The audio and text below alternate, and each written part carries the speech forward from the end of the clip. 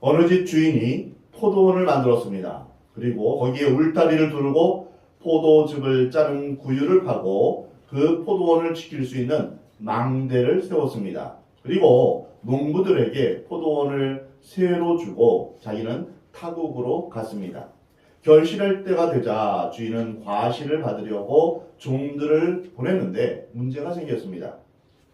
농부들이 이 종들에게 열매를 준 것이 아니라 종들 중 하나는 심히 때렸고 하나는 죽였고 하나는 돌로 쳤다는 것입니다. 주인이 이 소식을 듣고 다른 종들을 처음보다 더 많이 보냈습니다. 그런데 그 사람들이 똑같은 행동을 반복했습니다. 주인은 마지막으로 자기의 상속자인 아들을 보내기로 했습니다. 근데 농부들은 이 아들을 보자마자 모의하기 시작합니다. 이 아들만 죽이면 포도원은 우리 것이 될 수 있다. 그리하여 그들은 하나밖에 없는 아들을 죽여버렸습니다.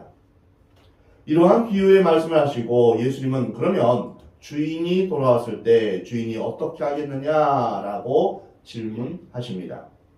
여기서 포도원 주인은 하나님 자신을 가리킵니다. 그리고 포도원은 이스라엘을 의미하고 농부는 종교 지도자들을 의미합니다.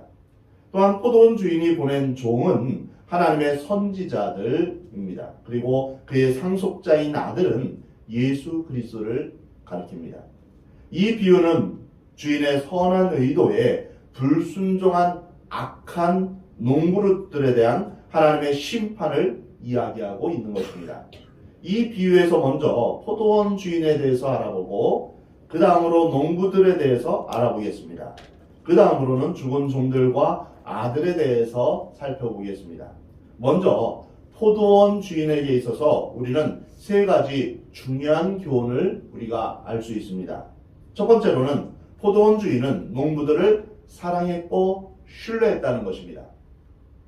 오늘 본문 33절에 보면 주인은 포도원을 만들고 울타리를 두르고 포도즙을 짤 수 있는 기구도 포도원을 지킬 수 있는 망대까지도 다 만들었습니다.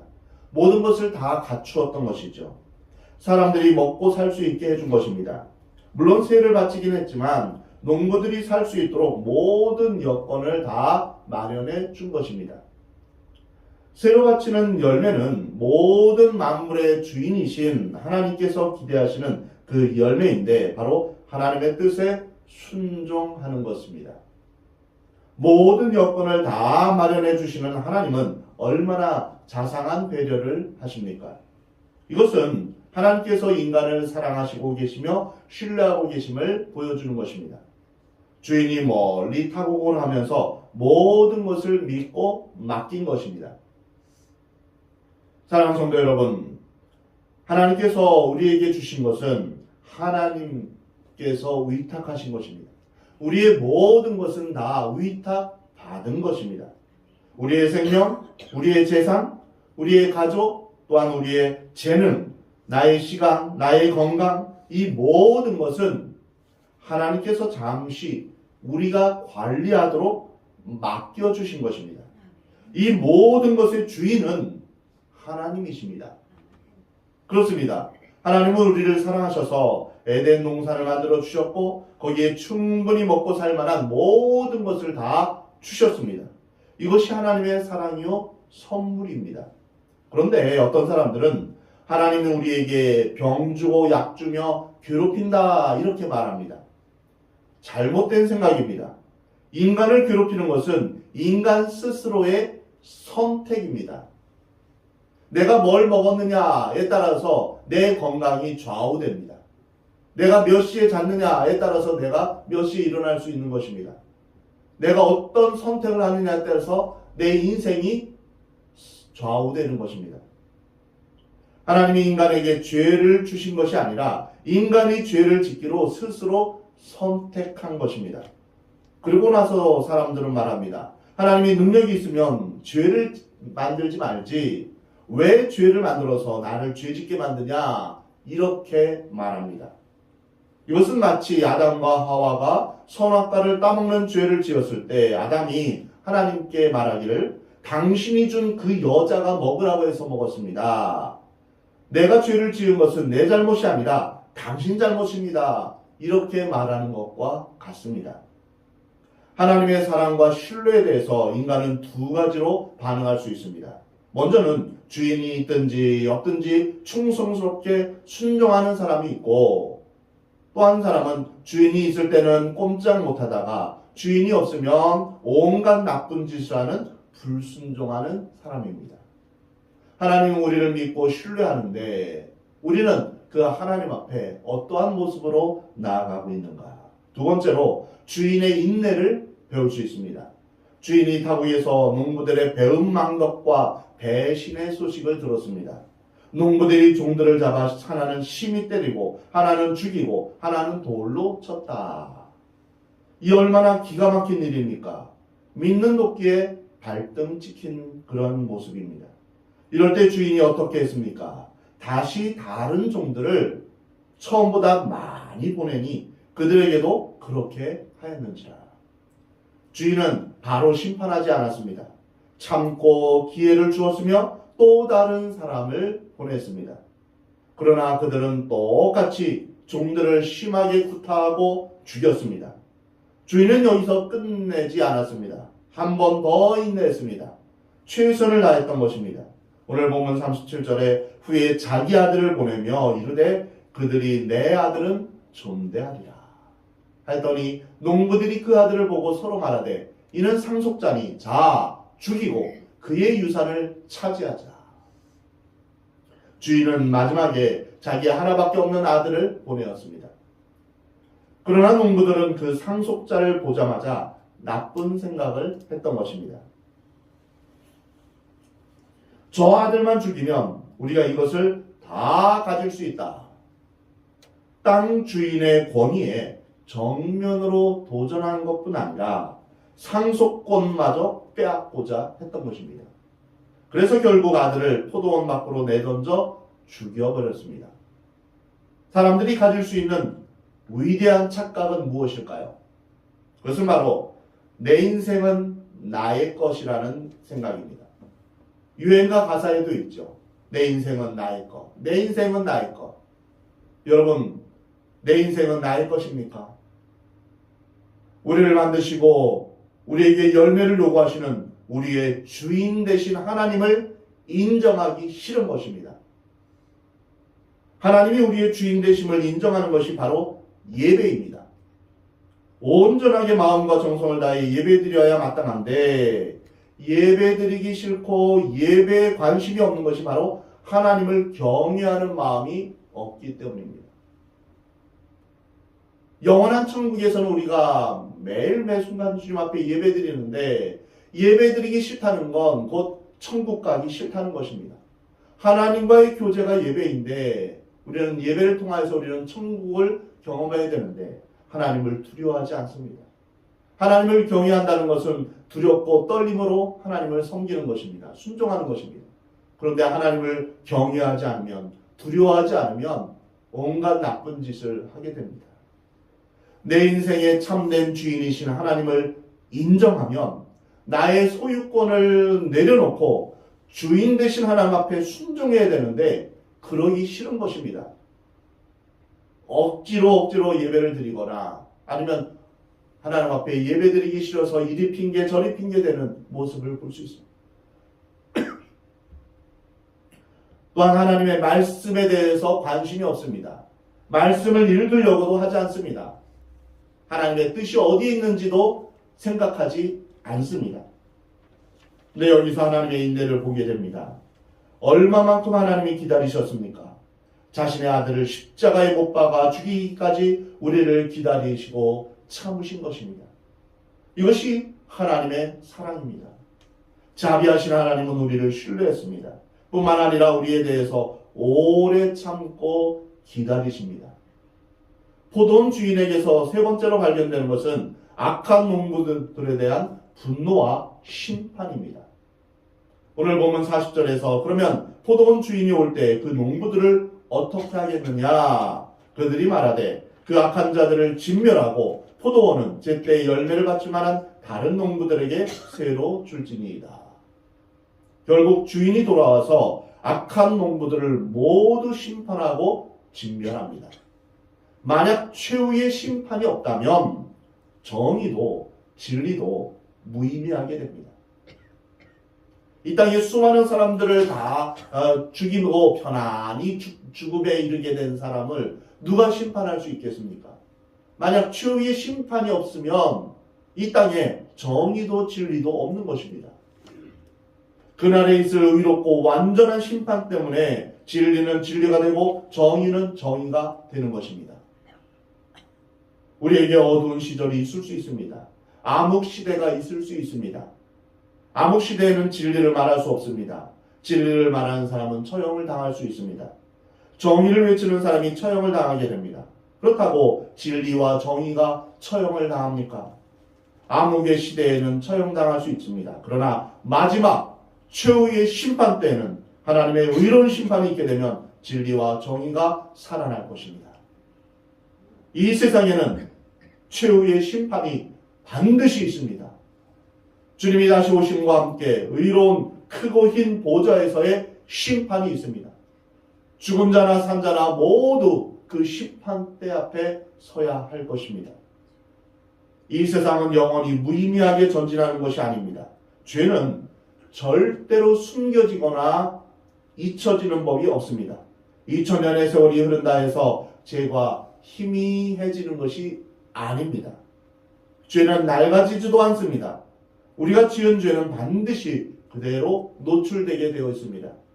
성경은 이렇게 말합니다. 너희들이 방 안에서 한 말을 그날에는 지붕 위에서 큰 소리로 말하게 될 것이다.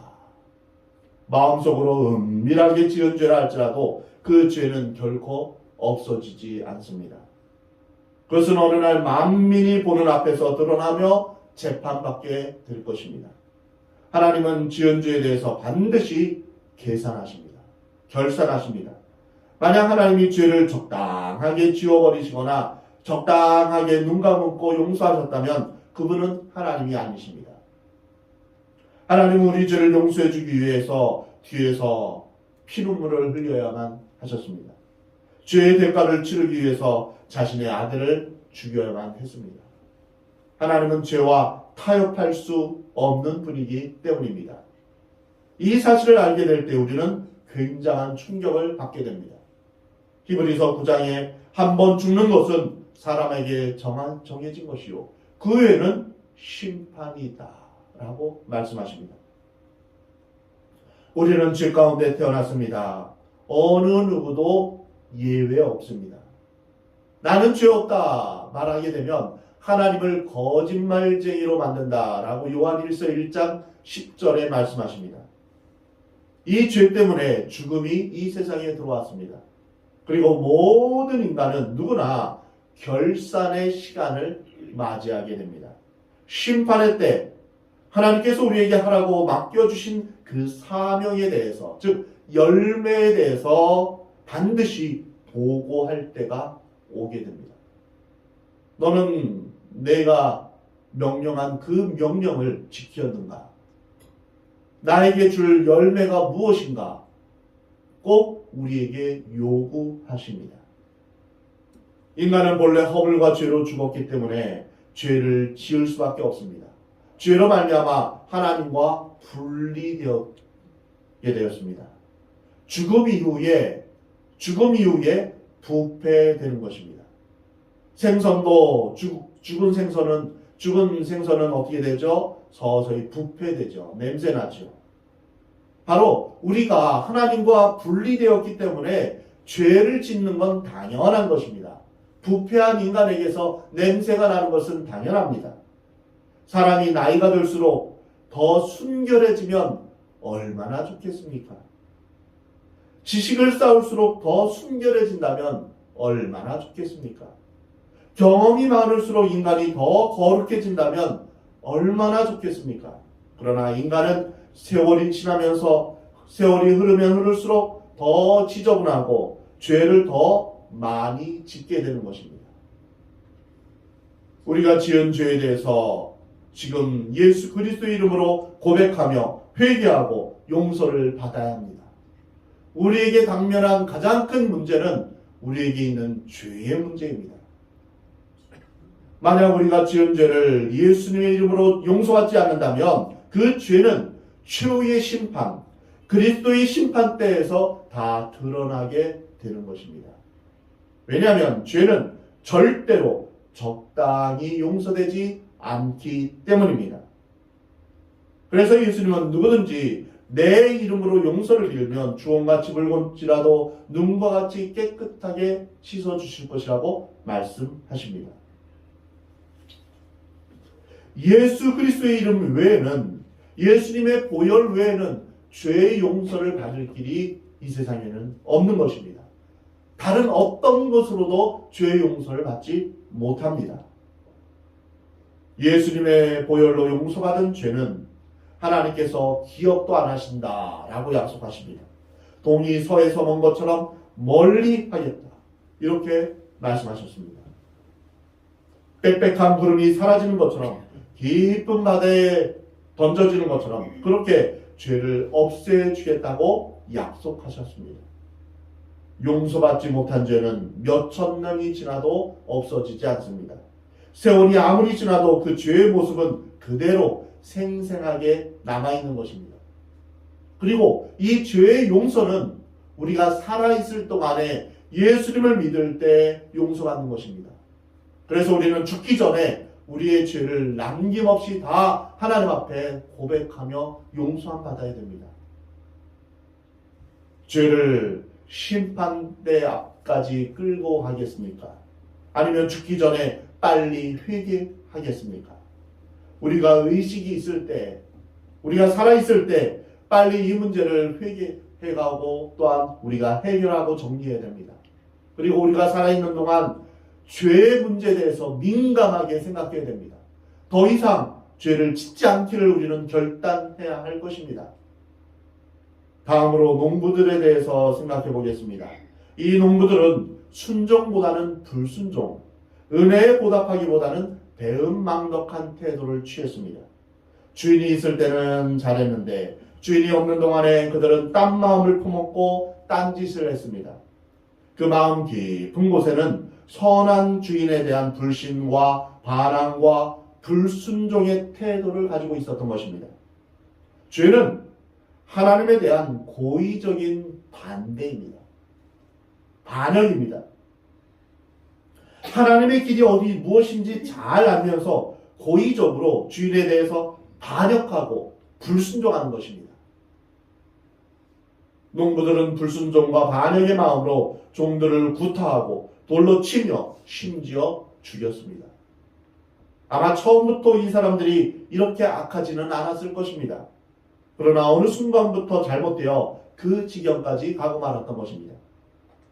오늘 본문 37절에 후에 자기 아들을 보내며 이르되 그들이 내 아들은 존대하리라 하였더니 농부들이 그 아들을 보고 서로 말하되 이는 상속자니 자 죽이고 그의 유산을 차지하자. 악은 악을 낳습니다. 작은 죄는 큰 죄로 이어집니다. 처음부터 간음하려는 생각을 가진 사람은 없습니다. 근데 마음의 정욕을 따라서 조금씩 선을 넘다 보면 간음까지 하게 되는 것입니다. 처음부터 살인하려는 의도를 가진 사람은 없습니다. 그러나 미워하는 마음이 쌓이다가 나중에는 살인까지 하게 되는 것입니다. 처음에 들어온 죄의 유혹을 방치하다가 나중에는 급기야 자기가 원하지 않는 돌이킬 수 없는 결정적인 죄를 짓게 되는 것입니다. 한 번의 실수는 두 번의 실수로 연결되고 두세 번의 실수를 방치하다 보면 나중에는 결정적인 실수로 연결되는 것입니다. 우리의 게으름도 그렇습니다. 우리가 주님 앞에 말씀을 매일 묵상하며 주님의 뜻을 우리가 알아야 되는데 하루 성경 안 보고 이틀 안 보고 하면 매일매일 우리는 주님의 뜻에 상관없이 살아가게 되는 것입니다. 그러면 우리는 온전히 하나님의 뜻을 우리는 생각조차 하지 않는 것이죠. 죄는 어디서 끊어야 합니까? 지금 이 자리에서 끊어야 합니다. 교회에 나오는 사람 중에서 악한 농부들처럼 악의 노예가 되어서 끊임없이 괴로워하는 사람이 있습니다.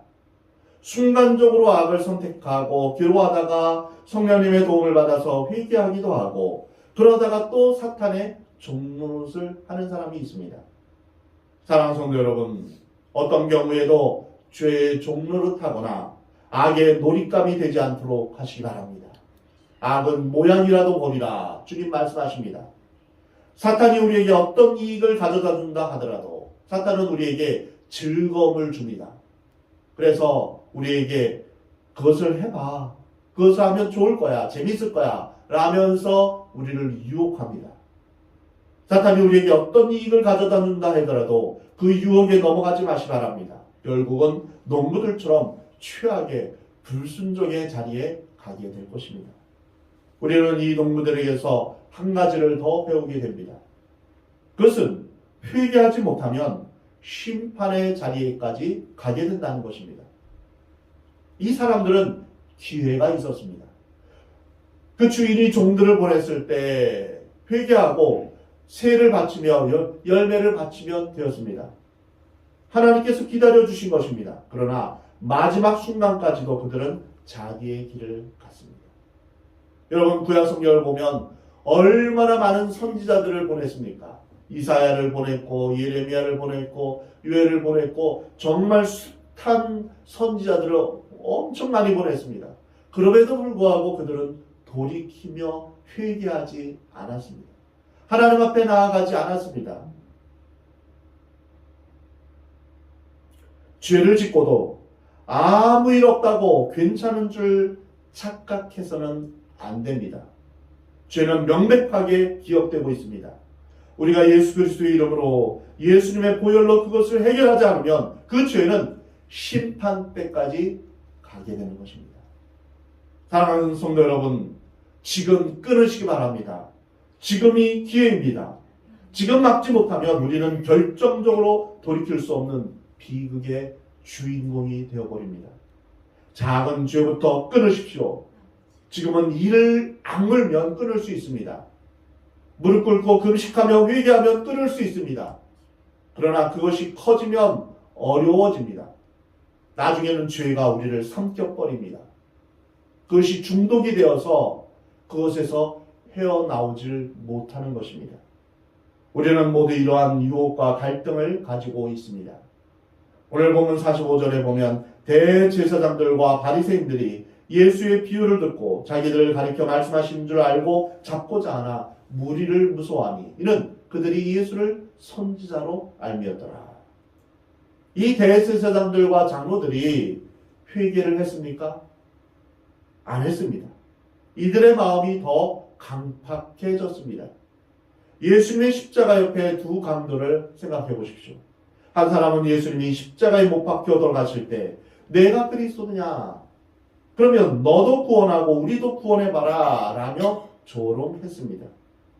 그러나 다른 한편의 강도는 그를 꾸짖으며 내가 동일한 정죄를 받고도 하나님을 두려워하지 않느냐? 우리는 우리의 행한 일에 상당한 보응을 당연히 받는 것이지만 이 사람이 행한 것은 옳지 않은 것이 없다. 예수여, 당신의 나라에 임하실 때 나를 생각하소서. 마지막 순간에 하나님 앞에 겸손하게 자신을 맡긴 것입니다. 이에 대해서 예수님은 오늘 내가 나와 함께 나번에 있으리라 말씀하셨습니다. 우리 주님은 우리의 과거를 묻지 않으십니다. 우리가 과거에 지은 죄도 묻지 않으십니다. 왜 이제 왔나 타박하지도 않으십니다. 우리의 죄를 위해, 나의 죄를 위해 이미 예수 그리스도께서 십자가에서 못 박히셨기 때문입니다. 똑같은 상황에서 두 강도에게 기회가 주어졌지만 한 사람만 기회를 선택했습니다. 그 결과가 지상에서 끝나면 괜찮습니다. 영원히 죽지 않고 불못에 던져지는 비극적인 저주를 받게 되는 것이 그것이 문제입니다. 이 얼마나 무서운 일입니까? 저는 간혹 지옥을 생각하면 얼마나 두렵고 떨리는지 모릅니다. 반면에 그 지옥의 형벌을 면하게 해주시는 하나님의 은혜에 전심으로 진심으로 감사를 드립니다. 이제 죽은 종들과 아들에 대해서 생각해 보겠습니다. 이 종들은 하나님의 선지자들을 말하는데 그들을 계속해서 보냈다라는 것은 선지자들이 계속해서 나타났다는 것입니다. 여러분 구약 성경을 보십시오. 그리고 선지자 예언서를 읽어보십시오. 그곳에서 하나님의 사랑이 얼마나 가슴 절절하게 나타나고 또한 백성들에게 돌아오라 돌아오라 계속 이 말씀을 하시는지 얼마나 많이 반복하시는지 모릅니다. 상속자인 아들은 예수 그리스도를 의미합니다. 여기서 재밌는 것은 종과 상속자의 차이입니다. 종이 죽은 것과 상속자가 죽은 것은 다른 것입니다. 이슬람교에서 예수를 하나의 선지자로 그렇게 말하지만 예수님은 선지자 중에 예언자 중에 한 분이 아닙니다. 이것은 하나님의 말씀을 미혹하게 하고 또한 하나님의 뜻을 왜곡시키는 하나의 커다란 미혹입니다. 예수님은 하나님의 상속자, 하나님의 아들입니다. 종도 예언자도 모두 자신의 죄 문제로 죽을 수밖에 없는 연약한 인간이지만 예수님은 하나님의 어린 양이시며 아무런 죄도 없이 우리 죄를 위해서 십자가에 못 박혀 죽으신 것입니다. 그래서 예수님만이 하나님과 우리 사이에 다리가 되어주시는 것입니다. 예수님은 이 비유를 드신 후에 돌 이야기로 결론을 맺으십니다. 예수께서 이르시되 너희가 성경의 건축자들의 버린 돌이 모퉁이의 머릿돌이 되었나니 이것은 주로 말미암아 된 것이요 우리 눈에 귀하도다 함을 읽어본 일이 없느냐. 이 말씀은 시편 118편 22절 말씀을 인용한 것입니다. 하나님은 이스라엘 백성을 택해 주셨습니다. 이스라엘을 통하여서 메시아가 나올 수 있도록 해주셨습니다. 하나님을 섬기는 사람의 대표가 대제사장들이요 바리새인들이요 서기관들이며 백성의 장로들입니다. 그러나 그들은 메시아를 알아보지 못했습니다. 아니 알았지만 배척했습니다. 메시아가 건축자의 버린 돌이 되고 말았습니다. 이거 쓸모없다 라면서 버렸습니다. 산돌이신 예수 그리스도는 바로 그 건축의 머릿돌로 오셨으나 이스라엘 백성들은 예수 그리스도를 메시아로 받아들이지 않고 거부한 것입니다. 그래서 버린 돌이 되었습니다. 근데 그 버린 돌을 이방인들이 주어서 머릿돌로 삼아 구원의 집을 지은 것입니다. 이방인들이 구원받게 된 것입니다. 오늘 본문 43절에서 하나님의 나라를 너희는 빼앗기고 그 나라에 열매 맺는 백성이 받으리라. 이스라엘 백성들은 선택된 백성, 참으로 하나님의 집을 지을 수 있는 백성들이었는데 그 특권을 빼앗기고 하나님의 나라는 열매 맺는 다른 백성들이 받게 되었다는 것입니다. 하나님의 백성이 되는 기준은 아브라함의 자손이라는 그 혈통이 아닙니다. 바로 순종의 열매를 맺고 그 열매를 하나님 앞에 드리는 사람들이 하나님의 백성들입니다. 나중된 자가 먼저 되고 먼저 된 자가 나중되는 것입니다. 우리는 교회 오래 다닌 것을 자랑해서는 안 됩니다. 우리 집안은 3대째다, 5대째다, 기독교 집안이다. 이것을 자랑할 것이 없습니다. 우리 아버지가 목사니까, 우리 할아버지가 목사니까 자동적으로 나는 천국 갈 것이다. 이렇게 착각하지 마십시오. 교회 봉사 많이 했다고 자랑하지 마시기 바랍니다. 예수 그리스도를 영접한 것을 자랑하고 하나님의 자녀가 된 것을 자랑하시기 바랍니다. 우리의 자랑은 오직 예수 그리스도의 십자가뿐입니다. 오늘 본문 44절에 놀라운 말씀이 있는데 이것은 해석하기 어려운 부분입니다. 이 돌 위에 떨어지는 자는 깨지겠고 이 돌이 사람 위에 떨어지면 그를 가루로 만들어 흩으리라. 예수 그리스도는 건축자들의 버린 돌이었지만 모퉁이 돌로서 모든 구원받는 사람들의 초석이 되었습니다. 모든 것이 다 그에게로 연결되어 건물과 건물이 연결되고 있는 것입니다. 비록 유대인들이 그 돌을 버렸을지라도 이방인들을 통하여서 그가 구세주로서 모퉁이 돌의 역할을 한 것입니다.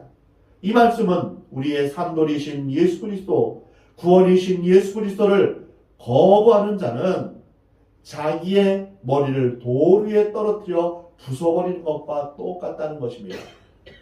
곧 그리스도를 거부하는 개인이나 국가는 모두가 이 돌로 말미암아 부서져서 가루가 되어 흩어져 버릴 것이라고 하신 말씀입니다. 하나님을 대적하는 어떠한 개인이나 세력이든 모두 산산조각 나고 말 것입니다. 가장 어리석은 사람이 어떤 사람입니까? 하나님을 인정하지 않는 사람입니다. 하나님을 주로 고백하지 않는 사람입니다. 그 사람의 최후는 무엇입니까? 그 가루가 되어 산산이 부서지는 것입니다. 이것이 요한계시록의 최후의 심판에 분명히 말씀하고 있는 것입니다. 사랑하는 성도 여러분, 여러분이 예수 그리스도를 영접한 것을 감사하시기 바랍니다. 만약 예수님을 마음 가운데 영접하지 않았고 또는 그것이 확신되지 않거든 온전히 주님 앞에 기도하시기 바랍니다. 내가 내 마음 가운데 예수님을 나의 구주, 나의 하나님으로 영접합니다. 주님, 이제부터는 주님 뜻대로 살아가기 원합니다. 간절한 마음으로 여러분 기도하시기 바랍니다. 그리고 예수님 안에서 구원받은 것을 감사하시기 바랍니다. 그러므로 우리는 먼저 믿은 우리는, 구원받은 우리는 예수님을 전해야 될 책임이 있는 것입니다.